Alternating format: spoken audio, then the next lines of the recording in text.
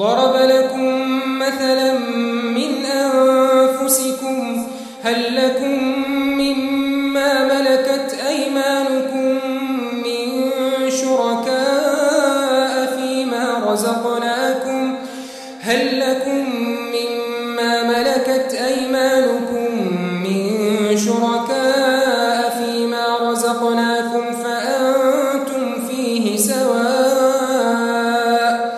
فأنتم فيه سواء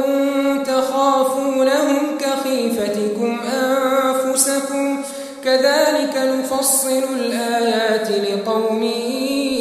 يعقلون بل اتبع الذين ظلموا أهواءهم بغير علم فمن يهدي من أضل الله وما لهم من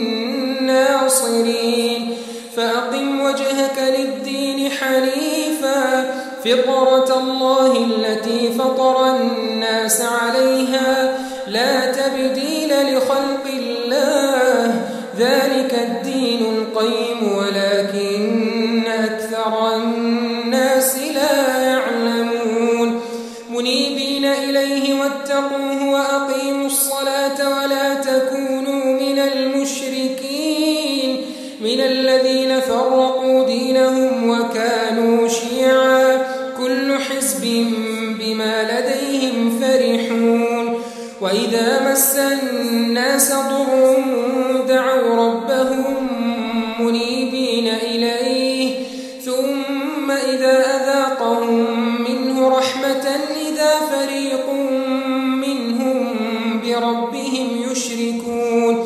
ليكفروا بما آتيناهم فتمتعوا فسوف تعلمون أم أنزلنا عليهم سلطانا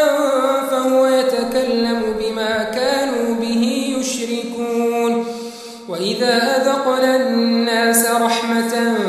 فرحوا بها وإن تصبهم سيئة بما قدمت أيديهم إذا هم يقنطون أولم يروا أن الله يبسط الرزق لمن يشاء ويقدر إن في ذلك لآيات لقوم يؤمنون فآت ذا القربى حقه والمسكين وابن السبيل ذلك خير للذين يريدون وجه الله وأولئك هم المفلحون وما آتيتم من ربا ليربو في أموال الناس فلا يربو عند الله وما آتيتم من زكاة تريدون وجه الله فأولئك هم المضعفون